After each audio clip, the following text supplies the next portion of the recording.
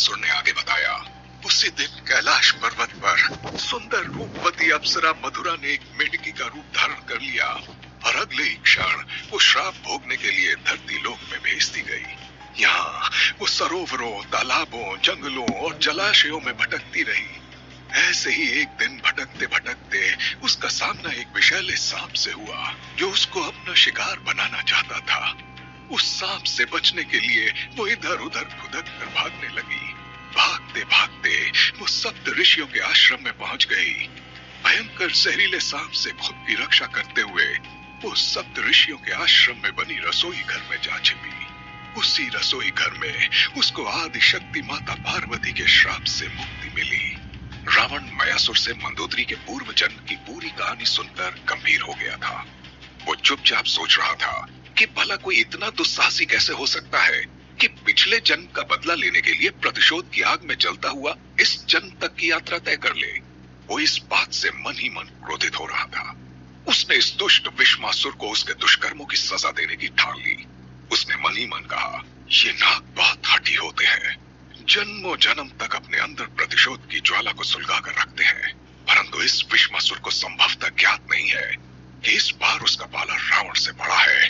रावण से, वही रावण जो नागों के देवता को अभी अभी बंदी बनाकर लंका राज्य के बंदी गृह में ठूंस कर आ रहा है। रावण ने दैत्यराज मयासुर से कहा, आप चिंतित ना हो दैत्यराज, आपकी सुकन्या को कुछ नहीं होगा, वो इस जहरीले सरोवर से सुरक्षित वापस आएगी। दैत्यराज मयासुर ने कहा, पुत्र, विश्वासुर एक खूंखार और अति दुष्ट दैत्य है, परंतु आपकी शौर्य गाथा और यशगान को जितना आज तक सुनता आया हूँ, मुझे पूर्ण विश्वास है कि आप विजयी होंगे और मेरी मंदोदरी सुरक्षित वापस आ जाएगी। आप महाज्ञानी हैं, बलशाली हैं और एक साहसी महायोद्धा हैं पुत्र। आपका आत्मविश्वास देखकर मैं हैरान हूँ कि आखिर आपका निर्माण ईश्वर ने किस शुभ घड़ी में किया होगा। कहां से आया है इतना आत्मविश्वास और साहस आप में? दैत्यराज मयासुर की बात सुनकर रावण मुस्कुराने लगा और उसने सिर्फ इतना ही कहा, मैं ऐसा ही हूं दैत्यराज। कहते हुए रावण ने हाथ जोड़ लिए। अब उसने आंखें बंद करके विश्वासुर को मौन मन स्थिति में रहकर ललकारते हुए कहा, अगर तुम अपने प्राणों की रक्षा करना चाहते हो तो माया के इस जाल को अविलंब हटा लो विश्वासुर, अन्यथा तुम्हें मुझसे यानी दशानन रावण से युद्ध करना होगा। रावण अभी स्वयं के साथ मौन संवाद कर ही रहा था कि इसी बीच हवा में उड़ता हुआ एक चील आकर रावण के सामने जमीन पर उतरा और उतरते ही उसने अपना वेश और आकार बदलकर गुप्तचर अन्वेषी के रूप में परिवर्तित हो गया। रावण ने उसे देखते ही पूछा, बोलो अन्वेषी, क्या तुम्हारे पास कोई विशेष गोपनीय सूचना है? अन्वेषी ने कहा, जी महाराज, खुफिया सूत्रों से पता चला है कि यह दुष्ट राक्षस विश्वासुर उसी दैत्य विलोमासुर का अपना भाई है जिसका कल आपने इसी स्थान पर संहार किया था। हमारे मायावी गुप्तचरों ने इसको चारों तरफ ढूंढा परंतु वो जंगल में कहीं नहीं मिला। घने वन में सुदूर समुद्र तट के किनारे एक साधु महात्मा मिले जिन्होंने बताया कि विश्वासुर और कहीं नहीं मिलेगा बल्कि उसी जहरीले सरोवर में एक मछली का रूप धारण कर उसने अपने आप को छिपा लिया है। रावण ने कहा, यह तो बहुत ही उपयोगी सूचना है अन्वेषी। इस सरोवर में कोई भी मनुष्य या दानव प्रवेश नहीं कर सकता है क्योंकि जैसे ही उसके पांव इस सरोवर के जल को छुएंगे वो नष्ट हो जाएगा। रावण ने इतना कहा ही था कि सफेद बाल और दाढ़ी वाले एक साधु महात्मा वहां आए और कहा, अलख निरंजन, जय बम भोले। अन्वेषी ने उन्हें देखते ही प्रणाम किया और रावण से कहा, लंकेश, यही वे महात्मा जी हैं जो समुद्र तट के किनारे घने जंगलों में हमारे गुप्तचरों को मिले थे। साधु महाराज ने रावण से कहा, लंकेश्वर, इस विष से भरे सरोवर में अगर कोई उतर सकता है तो वो सिर्फ तुम हो। ब्रह्मा जी से प्राप्त वरदान के कवच के कारण तुम्हें उस विश्वासुर द्वारा रचे गए इस जाल में कोई फंसा नहीं पाएगा। किसी भी जहरीले जल से अथवा दानव से या स्वयं देवता के हाथों तुम्हें मारा नहीं जा सकता। इसलिए हे लंकेश, अगर आप मेढकी का रूप धारण किए मंदोदरी को बचाना चाहते हैं तो किसी भी गोताखोर, सेवक अथवा सैनिक को तालाब में न भेजकर आपको स्वयं इस जहरीली झील में उतरना होगा। रावण ने सर्वप्रथम साधु महात्मा को प्रणाम किया और फिर उनसे कहा, मेरे लिए सौभाग्य की बात है महात्मा जी, एक कन्या ने कल मुझे विष मुक्त करने के लिए मेरे शरीर से चूस चूस कर नाग देव के जहर को बाहर निकाला था। आज उस ऋण को अदा करने के लिए ही एक कन्या के प्राणों की रक्षा करने का सुअवसर मुझे मिला है। मैं किसी भी कीमत पर इस अवसर को गंवाना नहीं चाहता हूँ। मैं जहरीले सरोवर में उतरूंगा और मछली रूपी उस दुष्ट राक्षस का अंत करके मंदोदरी को उसके श्राप से मुक्त कर दूंगा। इतना कहकर रावण ने अपने सभी आभूषण एवं वस्त्र उतार दिए और अंग वस्त्र पहनकर उस सरोवर की ओर जाने लगा। वहां उपस्थित कंटक और दैत्यराज मयासुर आशा भरी नजरों से एक साथ रावण को देख रहे थे और इस अविस्मरणीय क्षण के साक्षी बन रहे थे। जब रावण के कदम विष से भरे सरोवर की ओर बढ़ रहे थे, तब अनायास ही कंटक ने अपने चिर परिचित अंदाज में ये कविता पढ़ना शुरू कर दिया। रावण ने ये ठाना है, मंदोदरी को लाना है, मायावी मंसूबों को आज बल से विफल बनाना है, मेंढकी की मुक्ति की खातिर विषताल में डूब जाना है। रावण ने ये ठाना है, मंदोदरी को लाना है। रावण सरोवर की ओर बढ़ रहा था। रावण के पांव सरोवर के जहरीले पानी को छूने ही वाले थे कि अचानक वो सरोवर के किनारे जाकर रुक गया। कंटक मन ही मन संवाद करने लगा कि अब क्या हुआ महाराज, कोई नई योजना बनाने लगे क्या? दैत्यराज मयासुर ने कंटक से कहा, ये लंकेश रुक क्यों गए? कंटक ने कहा, ये तो लंकेश की लीला है दैत्यराज। मुझे लगता है कि अभी उनके मन में अवश्य ही कोई ऐसा उपाय आया होगा जिससे कि सांप भी मर जाए और लाठी भी ना टूटे। आप बस देखते जाइए। सबने देखा कि रावण सरोवर के किनारे पर अपने दोनों हाथ जोड़े खड़ा था और उसने कहा, आप सब लोग यहाँ से दूर चले जाइए। मैं स्वयं सूर्य देव को इस सरोवर के निकट बुलाता हूँ। उनके आते ही यह सरोवर पूरी तरह से वाष्पित हो जाएगा। चिलचिलाती हुई असहनीय गर्मी की कल्पना करके समुद्र तट से आए हुए महात्मा जी ने कहा, रुको रावण, सूर्य देव को रोको। अगर वे इस सरोवर के ऊपर आ गए तो तुम सरोवर के जल का वाष्पीकरण करके मंदोदरी को तो बचा लोगे, परंतु धरती पर सारे पेड़ पौधे सूख जाएंगे, सभी जीव जंतु और मनुष्य झुलस जाएंगे। कोई और उपाय सोचो रावण। रावण ने महात्मा जी की बात को सुनकर अपना शीश झुकाया और उसने जैसे ही अपना एक हाथ ऊपर किया, एक धनुष और दूसरे हाथ में तीर आ गया। रावण ने कुछ मंत्र पढ़ते हुए तीर को धनुष पर चढ़ाकर जैसे ही ऊपर छोड़ा, सब देखने लगे और जब तीर नीचे आया तो रावण के सिर के ऊपर आकर रुक गया और अचानक उससे बहुत तेज गर्मी निकलने लगी, जिससे रावण उस पूरी गर्मी को अपने शरीर में लेने लगा और देखते ही देखते उसका शरीर तपते हुए लोहे की तरह लाल हो गया और उसके भीतर से गर्म तेज रोशनी बाहर निकलने लगी। ऐसा लग रहा था जैसे रावण का पूरा शरीर किसी लोहे का बना हुआ हो, जिसे किसी लुहार ने अपनी भट्टी में दबाकर उसे सुर्ख लाल कर दिया हो। अब रावण अपने लहलाते हुए लाल हो चुके शरीर को लेकर सरोवर में उतर गया। रावण के शरीर से अंगारे फूट रहे थे और उनमें इतनी गर्मी थी कि सरोवर में उतरते ही जहरीला पानी खौलने लगा और देखते ही देखते भाप बनकर उड़ने लगा। जैसे जैसे रावण गहराई की ओर बढ़ रहा था, सरोवर का पानी उसके शरीर से टकराकर भाप में परिवर्तित होता जा रहा था। कुछ ही क्षणों के भीतर रावण के शरीर की गर्माहट से पानी भाप बनकर लगभग सूख गया। रावण ने देखा कि पानी के खत्म होते ही तालाब के मध्य में वही विशाल चट्टान रखा हुआ था जहां कल वो अरण्यावती से मिला था। उसी स्थान पर एक घबराई हुई सी मेंढकी बैठी थी।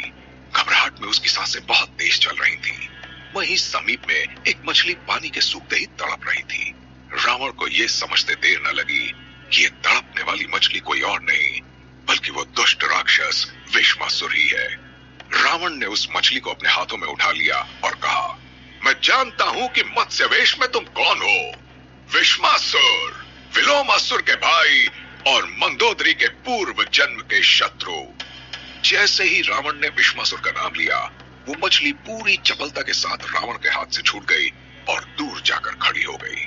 अब उस मछली का आकार बदलने लगा और उसने विशालकाय रूप धारण कर लिया। वहां खड़े मयासुर ने तुरंत कहा, यही है, यही है वो जिसने इस मैदान को जहर भरे सरोवर में बदल दिया था। हाँ, रावण, इसे छोड़ना मत, इसी ने मेरी बेटी को कैद किया है। रावण ने कहा, दुष्ट विश्वासुर, तुमने ये दुस्साहस क्यों किया? कि धर्म मार्ग पर चल रही इस कन्या को उसके पिछले जन्म की कहानी के कारण सजा देने के लिए चले आए। एक बात कान खोलकर सुन लो विश्वासुर, कि इस जन्म की मंदोदरी का पिछले जन्म की मधुरा के साथ कोई संबंध नहीं है। वो एक अध्याय था जो पूरी तरह बंद हो चुका है। ये जन्म एक नया अध्याय है, इसलिए इसे पिछले जन्म से जोड़ना अनुचित है। तुम यहां से चले जाओ चुपचाप और मंदोदरी को अपना जीवन जीने दो। विश्वासुर ने कहा।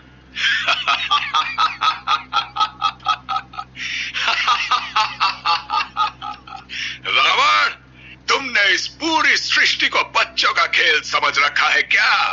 है कि तुम जब चाहो तब किसी को भी विषमुक्त कर दो, तुम जब चाहो तो किसी का भी वध कर दो। अभी अभी तुमने एक दिन पहले मेरे भाई विलोमासुर का वध किया है, परंतु आज निश्चित ही तुम्हारी मृत्यु तुम्हें खींचकर यहां मेरे सामने ले आई है रावण। मैं विश्वासुर हूं और मेरी बुद्धि और मायावी शक्तियों से बचना तुम्हारे बस में नहीं है लंकेश।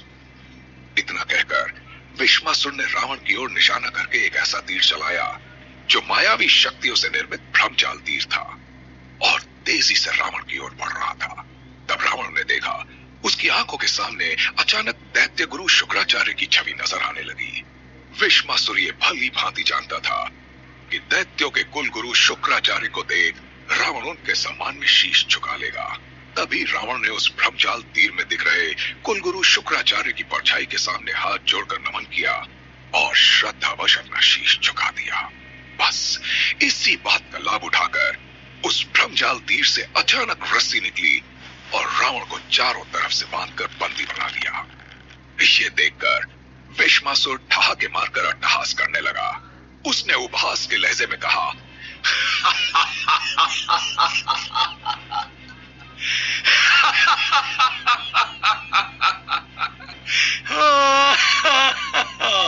स्वयं को विश्व विजेता समझने वाला रावण कैसे आज मेमने की तरह मेरे सामने मेरी शक्तियों की जकड़न में पड़ा हुआ निरीह दिख रहा है।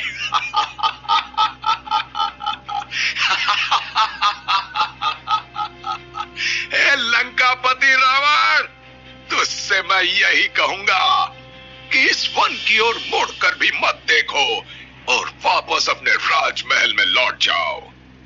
तुम राजा हो, लंकेश हो और तुम्हारी परिधि राजमहल के अंदर रहे तो बेहतर है। अगर राजमहल के बाहर आकर तुमने अपने पराक्रम का प्रदर्शन करना चाहा तो वहां तुम्हें मुझ जैसे महाशक्तिशाली का सामना करना पड़ेगा। ये उचित नहीं होगा कि तुम महाराज होते हुए पराजय का मुंह देखो। रावण ने कहा, प्रायः अहंकार व्यक्ति को अंधा बना देता है और तुम्हारा अहंकार तुम्हारे सिर चढ़कर बोल रहा है विश्वासुर।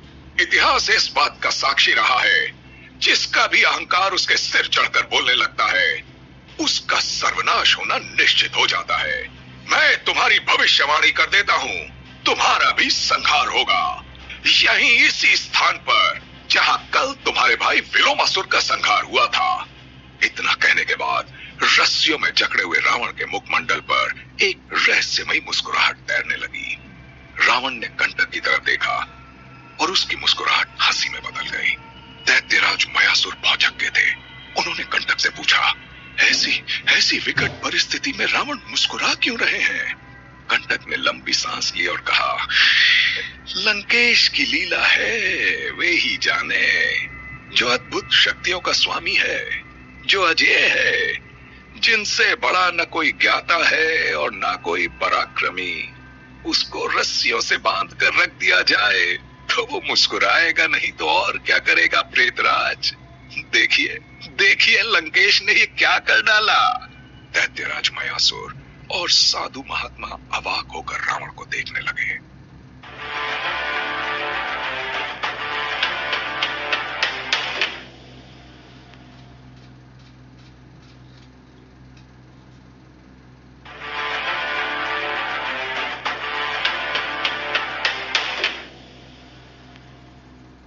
कंटक मयासुर को यह बता ही रहा था कि रावण कब किस रूप में आ जाए इसका कोई ठिकाना नहीं है। इसीलिए उसने कहा कि लंकेश की लीला वे ही जाने।